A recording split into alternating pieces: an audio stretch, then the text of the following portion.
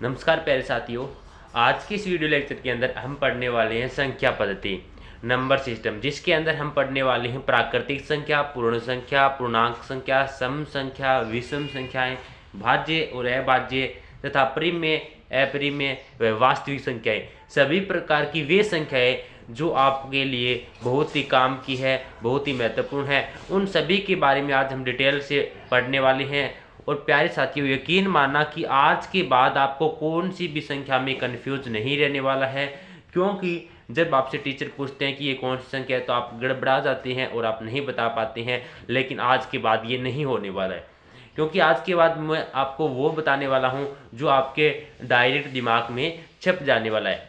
तो प्यारे साथियों देखिए, आज हम स्टार्ट करने से पहले मैं आपको बता दूं कि जो ये सभी प्रकार की संख्या है वो बहुत ही काम की है और हमें बहुत ज़्यादा इनकी आवश्यकता होती है। ठीक है, तो प्यारे साथी चलिए स्टार्ट करते हैं। सबसे पहले अगर बात करें कि प्राकृतिक संख्याएं, प्राकृतिक संख्याएं क्या होती है। प्राकृतिक संख्याएं नेचुरल नंबर, इसे इंग्लिश में बोलते हैं नेचुरल नंबर। ठीक है, प्राकृतिक संख्या वे संख्या होती है जो एक से शुरू होती है और अनंत तक चलती है, जैसे कि 1, 2, 3, 4 और ऐसे ऐसे करके अनंत तक चलती रहती है। कहने का तात्पर्य ये है प्यारे साथी कि जिसके अंदर आपसे ये पूछा जाता है कि प्राकृत संख्या कहाँ से स्टार्ट होती है, तो प्राकृत संख्या, प्राकृत से ये समझो कि जो प्रकृति से मिली हुई संख्या, प्रकृति से मिली हुई संख्या को बोलते हैं प्राकृत संख्या।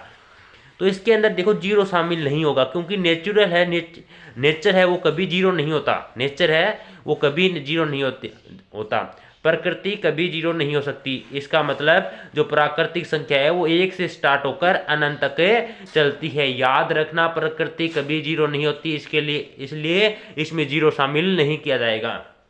ठीक है, तो और देखिए नेक्स्ट क्या है, पूर्ण संख्याएं, इसे इंग्लिश में बोलते हैं होल नंबर। होल नंबर यानी पूर्ण संख्याएं वे संख्याएं जो जीरो से शुरू होती है और अनंत तक चलती है। देखिए पूर्ण संख्या वे होती है, पूर्ण से मतलब, पूर्ण का मतलब होती है पूरी संख्या, पूरी संख्या। ठीक है, तो पूर्ण संख्या जो जीरो से स्टार्ट होकर 0, 1, 2, 3, 4 और अनंत तक चलती है। यानी कहने का तात्पर्य जो जिसके अंदर जीरो भी शामिल हो, पूर्ण संख्या, पूर्ण संख्या है तो पूरी स्टार्ट होगी। देखो हम गिनती पढ़ते हैं या कोई संख्या पढ़ते हैं, सबसे पहले जीरो लेते हैं, तो यानी पूरी संख्या में जीरो तो शामिल होता है, तो पूर्ण संख्या में जीरो शामिल होगा। इसी प्रकार बात करें पूर्णांक संख्या की, जिसे बोलते हैं इंटीग्रस नंबर, इंटीग्रस नंबर, इंटीग्रस नंबर।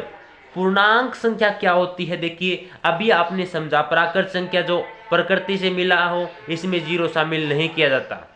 पूर्ण संख्या वे संख्या है जिसमें जीरो शामिल किया जाता है। अब बात करते हैं पूर्णांक संख्या की।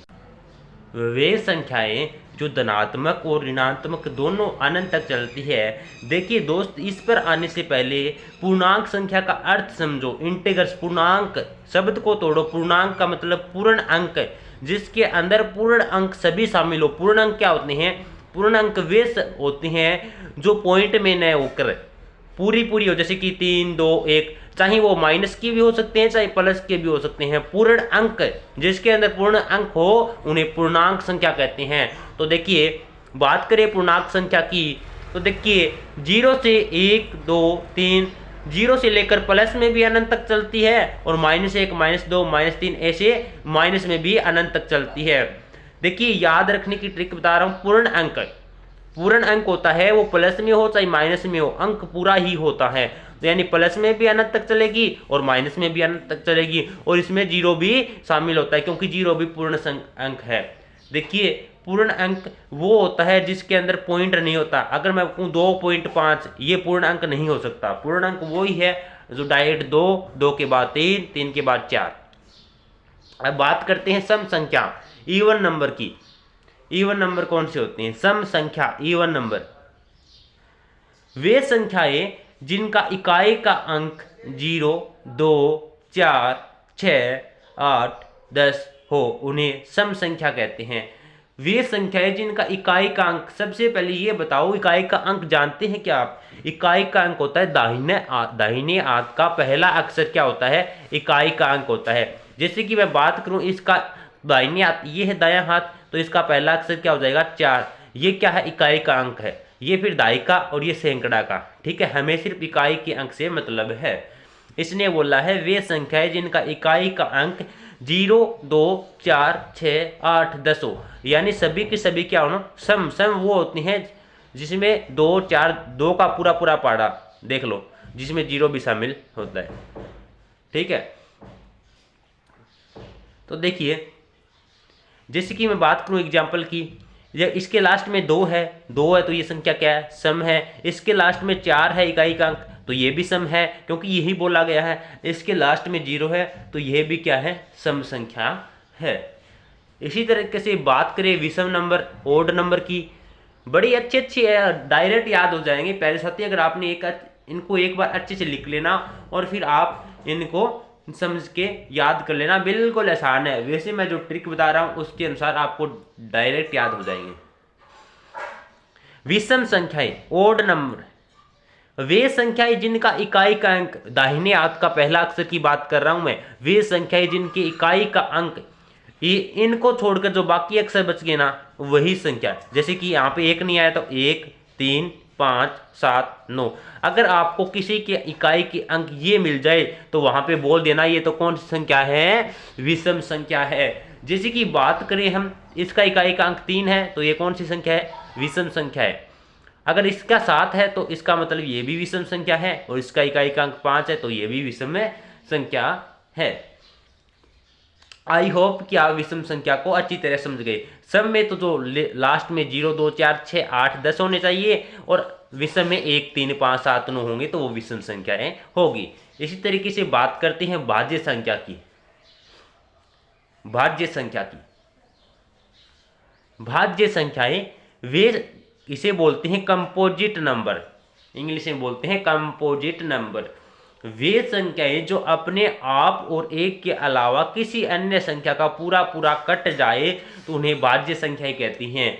देखिए मैं बताता हूं किस तरीके से बोल रहा है कि वे संख्याएं जो अपने आप और एक के अलावा, देखिए भाज्य संख्या वे होती है जिसके अंदर सिर्फ अपने आप का, तो देखो सभी के अंदर भाग जाएगा। जैसे कि मैं बात करूं 4 है, 4 के अंदर 4 का भाग तो जा ही जाएगा, और 1 का भी, खुद का सभी संख्या के अंदर याद रखना 4 का और 1 का सभी के अंदर भाग जाएगा। लेकिन अगर खुद के अलावा और 1 के अलावा किसी अन्य संख्या का भाग पूरा पूरा चला जाए उसे बोलती हैं भाज्य संख्या। भाज्य का मतलब भाग जाना, भाज्य, भाज्य से भाग जाना, भाज्य से भाग जाएगा तो वह संख्या कौन सी है।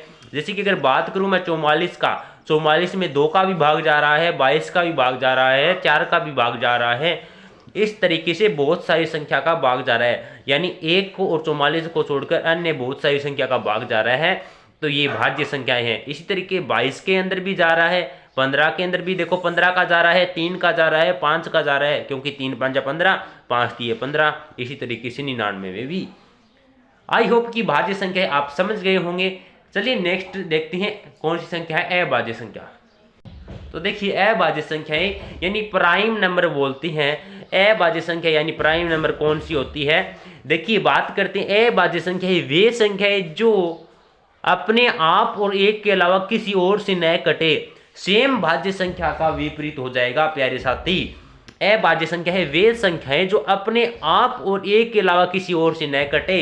जैसे कि मैं बात करूं 2 के अंदर, 2 क्या है दोस्त, 2 के अंदर 2 का भाग तो जाएगा ही, 1 का जाएगा। क्या 2 के अंदर और किसी संख्या का भाग जा रहा है, नहीं जा रहा। 2 के अंदर सिर्फ 1 का भाग जा रहा है और अपने आप 2 का ही भाग जा रहा है, इसके अलावा किसी और संख्या का भाग नहीं जा रहा है। इसी तरीके से 3 में भी देखो, 3 के अंदर 3 का ही भाग जाएगा और 1 का ही जाएगा, किसी अन्य संख्या का भाग नहीं जा रहा। इसी तरीके से 5 में देखो चाहे 7 में देखो, सभी की सभी संख्याएं क्या है, अभाज्य संख्याएं हैं। आपके लिए बिल्कुल आसान है अगर आपने अच्छे से ये समझ लिया, अगर वीडियो को ध्यान से देख लिया और एक बार अच्छे से रिवीजन कर लिया, गारंटी लेता हूं कभी नहीं भूलोगे। देखिए अब बात करते हैं अपरिमेय संख्या की, परिमेय संख्या की। रेशनल नंबर क्या होते हैं, रेशनल नंबर इंग्लिश में बोलते हैं परिमेय संख्याएं। वे संख्याएं जो P/Q के रूप की हो, यानी P बाई Q के रूप की हो और जहां Q का मान जो नीचे वाला Q है वो कभी भी जीरो नहीं होना चाहिए। अगर नीचे वाला Q जीरो हो गया तो वो परिमेय संख्या नहीं है। जैसे मैं आपको बताऊंगा, जैसे कि बात करूं 3/5 की, 3/5 की बात करूं तो इसके अंदर जो नीचे वाला Q है वो 5 है, जीरो तो नहीं है। 5 क्या जीरो के बराबर होता है? नहीं। यानी 3/5, तो 3/5 क्या है? P अपॉन Q, यानी P बटा Q के रूप की है और Q का मान जीरो भी नहीं है, तो यहाँ पे परिमेय संख्या आ गई। इसी तरीके से बात करें 7/4 का भी, 6/7 का। और एक बात तो और याद रखना कि 7 में 4 का पूरा पूरा भाग नहीं जाने चाहिए। अगर 7 में पूरा पूरा भाग चला गया ऊपर वाली संख्या में नीचे वाली संख्या का, तो वो परिमेय संख्या नहीं होगी, क्योंकि वो तो एक नंबर आ जाएगा। ठीक है, इसी तरीके से बात करें, सॉरी वो भी परिमेय ही संख्या होगी, क्योंकि अगर मान लो कि मैं बात करूं 8 में 4 का भाग दूं, तो 8 में 4 का भाग देंगे तो 8 दूनी 4 दूनी 8 आ गया, 2 आ गया, तो 2 के नीचे मैं 1 लगा सकता हूं ना, तो 2/1 क्या है? P बाई Q, यानी परिमेय संख्या ही है। देखिए वापिस रिपीट कर रहा हूं, रेशनल नंबर यानी परिमेय संख्या वे संख्या है जो P अपॉन Q के रूप की और जहां Q का मान जीरो कभी नहीं होना चाहिए। एग्जाम्पल की बात करें कि 3/5, 7/4, ये आपके सब एग्जाम्पल हो गए। इस तरह की बात करें अपरिमेय संख्या,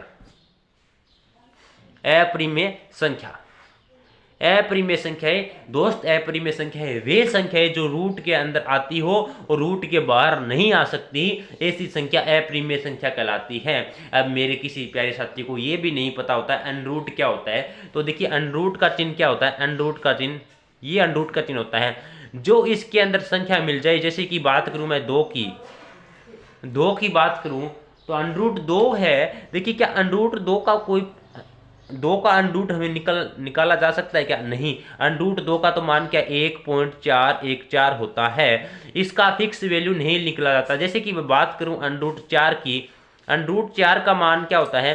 अनरूट 2 हो गया। यहाँ पे देखिए अनरूट 4 को बाहर निकाल सकता हूँ, लेकिन अनरूट 2 को बाहर नहीं निकाल सकता। इसी तरीके से अनरूट 5 को भी बाहर नहीं निकाल सकता, क्योंकि अनरूट 5 का कोई अनरूट होता ही नहीं। इसी तरीके अनरूट 3 का भी, अनरूट 7 का। तो यही पूछा है, यही बोला कि वे संख्याएं जो रूट के अंदर तो है सभी संख्याएं, रूट के अंदर तो सभी संख्याएं आ सकती है, लेकिन रूट के बाहर नहीं आ सकती। क्या मैं रूट 2 को बाहर निकाल सकता हूँ? रूट 5 को बाहर निकाल सकता हूँ? रूट 3 को निकाल सकता हूँ? तो नहीं निकाल सकता। तो अपरिमेय संख्याएं ये आपके सामने एग्जाम्पल रहे। अब बात आती है वास्तविक संख्याएं। प्यारे साथियों, अभी तक आपने जितनी भी संख्या पढ़ी, वास्तविक वे संख्या हो, चाहे माइनस में हो, प्लस में हो, अनरूट में हो, घटाव में हो, प्रिम में हो, अप्रिम में हो, जितने भी संख्या है वो सभी की सभी रियल नंबर यानी वास्तविक संख्याएं हैं। ठीक है, यानी सभी की सभी संख्याएं क्या है? वास्तविक संख्याएं हैं। तो प्यारे साथी, आज की इस वीडियो के अंदर हमने इतनी चीजें पढ़ी, इतनी संख्याएं पढ़ी। क्या वास्तव में आपको समझ में आई तो ही प्लीज अपना एक कमेंट और लाइक करके मुझे जरूर बताना कि आपको कैसा लगा, कैसा लगा। ठीक है, तो प्यारे साथियों, अगर आपको ये समझ में आया हो तो अपना प्यारा सा लाइक कमेंट देके जरूर जाना, और अगर चैनल पे नए हो तो चैनल को सब्सक्राइब कर लेना, जो पास में बेल आइकन है उससे भी प्रेस कर लेना, ताकि आने वाले सभी वीडियो की नोटिफिकेशन आपको मिल सके और आपकी पढ़ाई रेगुलर, और मैं आपके लिए ऐसे ही अच्छे अच्छे कंटेंट लाता रहूँगा और आपकी पढ़ाई को बिल्कुल बेसिक से बनाता जाऊँगा। क्योंकि अगर मकान की नींव मजबूत नहीं होगी तो वह मकान ज़्यादा दिनों तक नहीं टिकने वाला है। तो देखिए, इसलिए हमें हर छोटी छोटी चीज़ें समझना आवश्यकता हो जाती हैं। तो आज के लिए इतना ही, मिलती हैं नए कंटेंट के साथ, तब तक के लिए जय हिंद, जय भारत।